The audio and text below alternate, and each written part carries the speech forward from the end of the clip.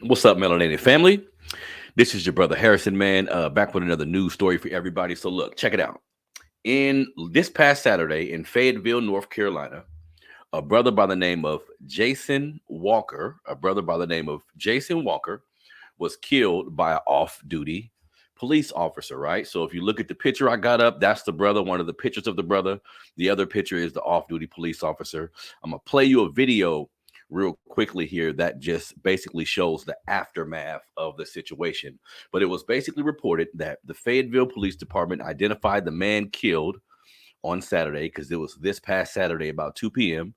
They identified the man killed as 37-year-old Jason Walker, who the off-duty deputy who actually killed him, told authorities that he jumped on his vehicle. Now, the Cumberland County Sheriff's Office identified the deputy as Jeffrey Hash. Now, because of this, of course, the black community in this area is outraged and they're protesting and things like this. Now, he's saying the brother jumped on his car. The Fayetteville Police Chief, Gina Hawkins, said that data obtained from the black box on his car that kind of identifies most things that's going on with the vehicle. On that black box, it revealed that the vehicle did not impact anything or anyone, but a windshield wiper was torn off the video or torn off the vehicle and used to break the windshield, right? So his story is basically the brother is walking across the street and randomly just jumps on his fucking truck. He has his daughter in the car. He has his wife in the car. He shoots the brother out of fear, right? So, I mean, let's think about that, y'all. Do y'all believe that? Now, if it comes back that this brother had maybe like mental illness or something like that, then I can see maybe why he would jump on his car. But his family, who they've been interviewing after the incident, said he's a loving father he's a single father of a son, doesn't show any erratic behavior. They didn't mention any mental illnesses that he could have had, right? So let me pull the video up for you, family, because there was also a witness on the scene, a white woman named Elizabeth Ricks, who, they're not talking too much about her story, but she was there. She tried to, because she's a nurse, she's a trauma nurse. So she was trying to give CPR. She was trying to find where the wound was to put something on it just to get the brother to live, right? And she basically saying this cop, once it happened, the cop jumps on the phone. He not doing shit to try to revive the brother. He not checking on him to see if he's still living, right? So let me show you the video real quickly here. Hold on one moment. Hold on one second, family. Let me show you, because I don't know if I believe this cop's story. And the unfortunate part, what I feel and why a lot of us feel like this in our community, these motherfuckers be lying too much. You see what I'm saying? If we lived in a world where we didn't have all this white supremacy and we didn't have all this hatred to black bodies for no apparent fucking reason, then we wouldn't feel that way. We would hear you say, okay, he jumped on your vehicle, boom, we can believe that, which still may be the case. Like, I don't think that happened, but it can come out that this brother was struggling with something, mental illness, something like that. But I don't think so. I think this cop is full of shit. So let me show you a video really quickly here of the aftermath of the incident, actually. So hold on one second. Family. But RIP to the brother, man. That's the point, too. This is a 37-year-old black man who lost his life by the hands of another cop. Because on some real shit, check it out. Let's say a man does jump on your windshield. Wouldn't you just pull off? Like, I'm all for that. I want to protect my family too. I want to, you black, white, whatever, you jump on my shit out of the blue, I don't know what to do. Why are you pulling out your weapon? Why do you feel so comfortable pulling out your gun? Let's say he's on the hood of your car. You drive off. He ain't got no gun. He ain't got no nothing. He gonna fall off the vehicle, right? Your car can be used as a vehicle at that point. You know what I mean? So I don't know. More information will definitely come out, but even by looking at the aftermath of this video, I don't know if the cop is being as honest as he need to be, right? So let's take a look at it. Hold on one second. Okay. People are hostile right now. Nobody's hostile. Don't you fucking say that. Nobody's hostile. Don't you fucking say that. Don't you fucking say that. Hold on, I'm gonna pause it real quick. This is what makes me think. Hold on a second. this is what makes me think the cop is a little fishy too, because he's using that shit white folks use when they get around us and they want to come up with a reason why they hurt us. He's basically saying after the shooting, there's people who gathered. You can see there's black people. There's a white lady on the ground with him. There's other people around. He's on the phone talking about there being hostile. And if you hear, they telling him, nah, motherfucker, ain't nobody being hostile. See, so he's already getting his script. He's already getting his script together. That's how it feels to me. You know what I mean? So let me finish playing some of this. Let me see. They're pulling up now.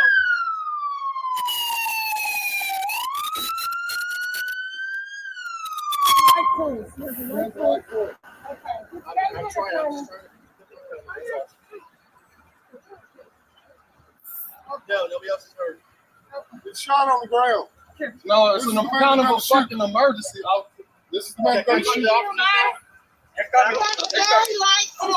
light. Very light. I don't know where the entry is. I didn't see it. We heard it. I heard 4 gunshots that came outside.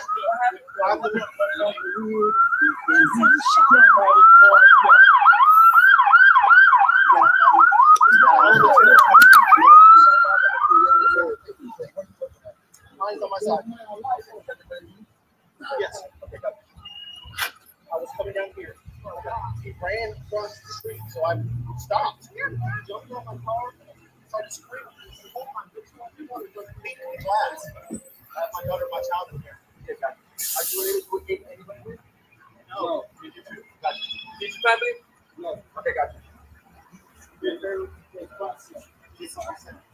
Okay, these are some? Yeah. Okay.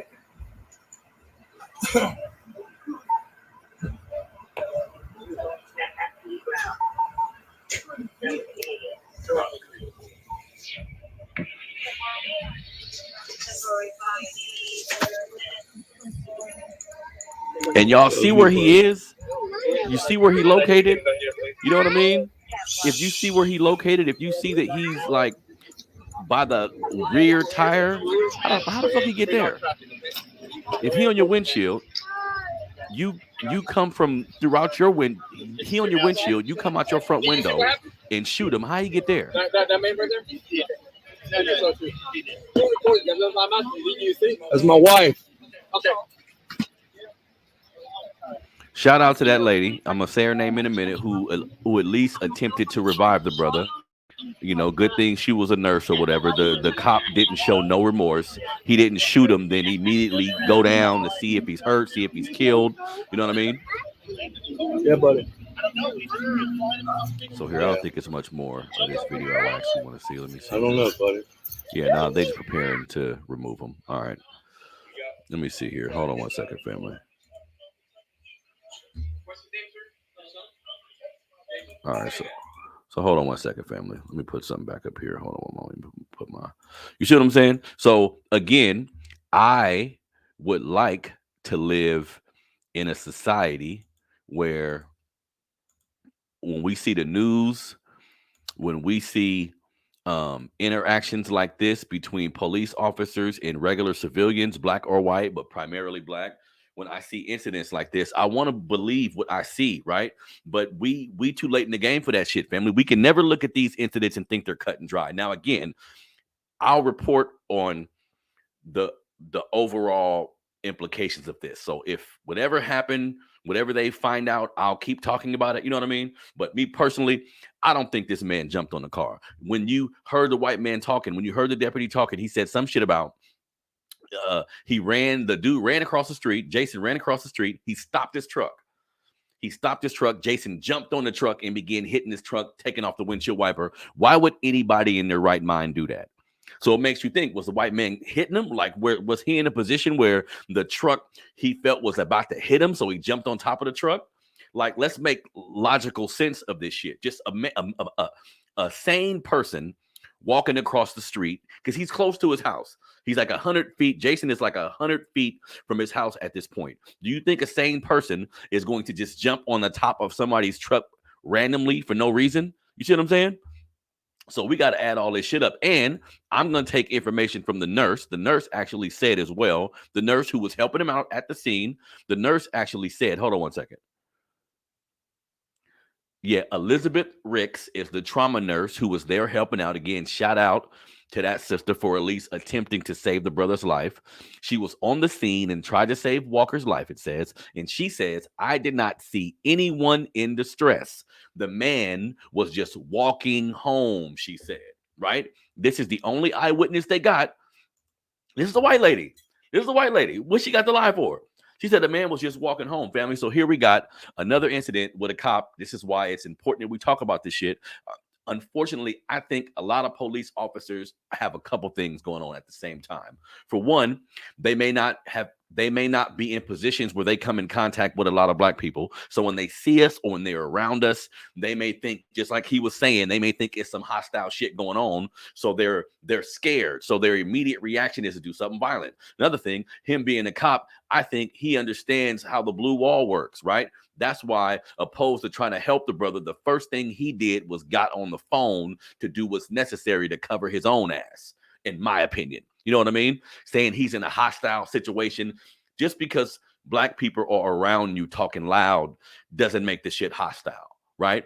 So RIP to the brother Jason Walker. I'm absolutely tired of seeing these type of incidents transpire, but at the end of the day, people have to be held accountable. Because even so, let's say this brother jumped on top of a truck, no gun, no weapon, jumps on the top of a truck that's driving. Your first inclination is to kill the man. Why are we thinking shoot first in these instances? Like, I think you should get him off your truck too. Hit him. Roll your window down, sock him in his shit. You know what I mean? Sock him in his shit and keep driving. Right? He lives, you live, everything is kosher. But I think when we have these trigger happy cops who, again, are raised around mostly white people, who never come into contact with us on a day-to-day basis, they have no idea how we act. They have no idea what our reactions mean. Like when we do particular things, it scares them, opposed to them just understanding this is just a person just like me, right? So this shit don't make sense. To think this sane man, again, it may come out that he was having problems that day, that he was drinking that. I mean, I like to be contextual, right? Are we gonna have a fair conversation here? This dude could have jumped on the truck. Let's say he did. He still should not be dead. Why are we turning to using our pistol? I think he's trigger happy because he understands he's a cop. He understands how this shit works. He understands how this country works. The cop wasn't arrested. He was put on paid administrative leave or some shit like that. So we're gonna see how this story unfolds, but I don't think this brother jumped on the truck. I think some nefarious shit popped off, and to cover his ass, he's saying he jumped on the truck. You feel me? So this is your brother Harrison, man, the Melanated Convo podcast, or the Melanated Convo rather, YouTube channel. Do me a favor, hit the like button, make sure you subscribe to the Melanated Convo so you can be a member of the family. You can see the news stories like this. We have interviews. I just interviewed a brother named Elliot Eddy, who created a game called the Entrepreneur Game for kids and adults. Great game. I think all of us should buy it. Check out the interview on the YouTube channel right now. Don't forget to subscribe.